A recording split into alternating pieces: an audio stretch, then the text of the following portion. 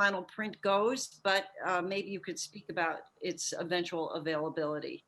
And your wonderful people at Shermer, you know, they asked me actually for my suggestions. So we'll do that, you and me, Gabriella, and perhaps Demarre has some ideas too, to make it flute friendly, because we want everyone to play these pieces and things that will lay, you know, in a certain way, but maybe speak about the release of the pieces. Yeah. Publication. Gabriella, do you know yet? Yeah, they're available. I mean, but we'll put it on hold, Carol. I mean, one of the things I really love is I love when my scores say edited by the performer that I worked with or that premiered it. I mean, I thrill when I played Beethoven's sonatas and I see Schnabel's fingerings on it, and everything has fingerings, and he puts in parentheses crescendo marks, things that he did in wiggle room between notes to shape it a little more. You know, notation is flawed. It is so flawed. If I could speak more through the score, I would. Not in a way to dictate how it should, but to liberate the performer's imagination even more. So I think it's really nice when performers are contributing to that effort. So my understanding is that they're available, but maybe the edition will be slightly different once Carol and hopefully Demarre would like to put their stamp on it as well. I love that. Well, this has been enriching. Thank you very, very, very much for composing, for performing, for speaking. And if we don't have any, I think I see no more questions. Nope. Jane, there are 2 questions. Oh, there are. How do I get them?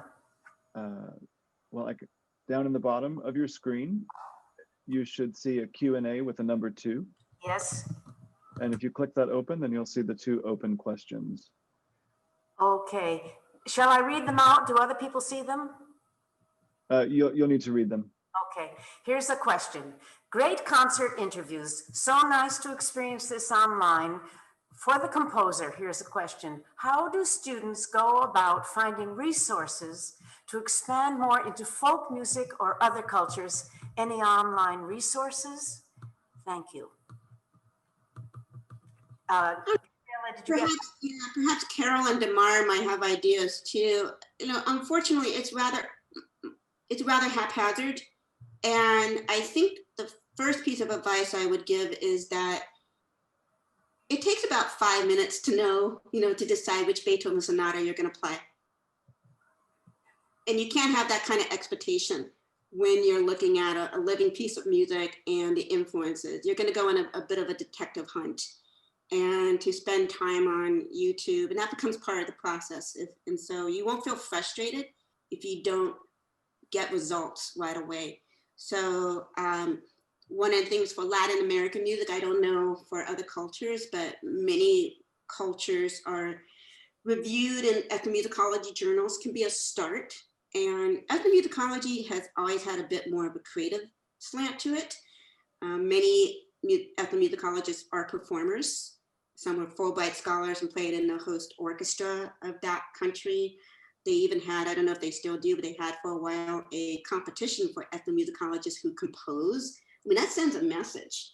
And so I have found that especially when I was younger and the internet isn't what it is now, when I approached ethnomusicologists, they were delighted to share their knowledge with me. And I count several as really good friends. So you could look at like the Latin American Music Review is the big one for Latin American music. And they'll range in terms of rather academic to something that could be a National Geographic in tone and approach. I think YouTube's amazing because what has really happened in the most obscure parts of Peru, where there's barely electricity and someone's in the normal household, there's almost always an internet cafe. And somebody's got a cheap little phone and they are putting up stuff all over. So once you begin that journey, you'll go down the rabbit hole. You'll start looking at titles that are in Quechua and kind of slangy Peruvian Spanish. And you start finding cultures like what's in Monaco, which is a culture known for their brass instruments. The Spaniards just left a bunch saxophones behind when they went there, and they play them like panpipes. They like spit into the saxophone. You start seeing amazing things that people haven't written about. But it's going to be incumbent upon your students, you're saying, yeah, to put in hours of time, and you will be immensely rewarded, I promise, if you're willing to take on this kind of detective hunt. Here is another comment from an auditor. Oops, I just lost it. Also, the National Flute Association has a wealth of information. You just go back through all the old programming of our astounding body, the NFA, and there you will find sources to all kinds of flutes, flute-specific ethnic flutes. But yeah. Mm-hmm. Here's a comment from Barbara Williams. Thank you for this wonderful music and wonderful performances and wonderful discussion.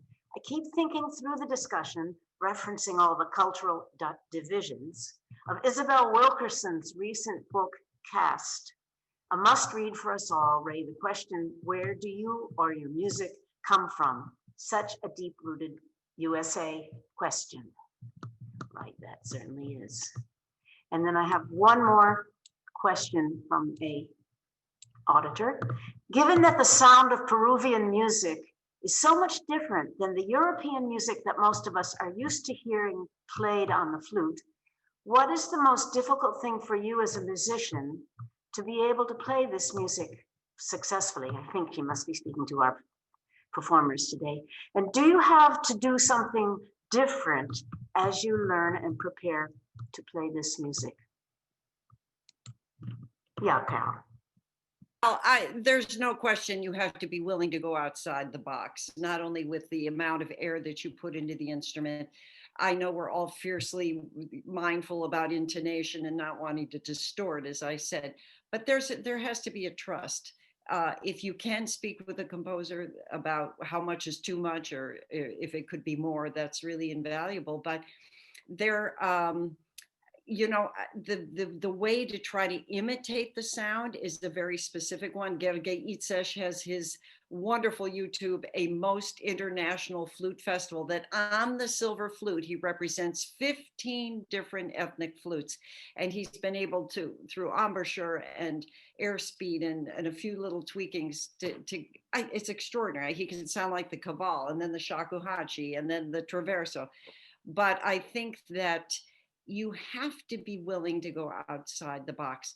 And for us flutists, that has to do largely with airspeed, the finessing of the embouchure, being willing to give up your stereotypic vibrato for, the kinds of colorations. Anyway, that's just my 2 cents. Demarre, considering that you said you heard Mississippi in the piece that Gabriella wrote for you, maybe you didn't have to go outside the box because your box is big. Yeah, I was actually, my first thought listening to you, Carol, was that while you're outside of the box, just stay there. It's not so difficult for me because I don't mostly listen to classical music. So I'm always in this sort of middle zone that can take me there. I can go to Europe, but it's equidistant, honestly, Peru to Austria for me. Gabriella, I'd like to give you the last word. What would you like to say on this subject or any subject? Well, I'm biased, of course, but I think new music is where it's at. And I think if we can get away, I think there's been enough years and enough distance from maybe the scary new music that people still talk about, and to think about participating and building the repertoire. What is the future for flute that you would like to see? And to scout out kindred spirits among us writers that want to work with you and want to partner with you in telling our story. The flute is a beautiful instrument. It is an iconic instrument the fact that it's an extension of your lungs and your air power, and it's part of the cycle of breathing. My goodness, you know, who wouldn't want to vibe into that? So I would really encourage you to, you know, go outside the box, enlarge the box, you know, however you want to think about it, and realize that for all the turmoil that is happening right now, there's no way we can go back to how things were. That life is gone. And to build a vision of something that is true and good as we move forward, I think is really exciting. And it's a mission that's for all of us to own if we really want to. But we composers are ready to get to work. We really are, and to work with you to tell stories. So bravo to you for being such a consistent commissioner, you know, the Flute Club and the two of you as well. And let's just keep this going. You know, thank you so much. We will. Thanks to all. You were wonderful. Goodbye. Bye-bye.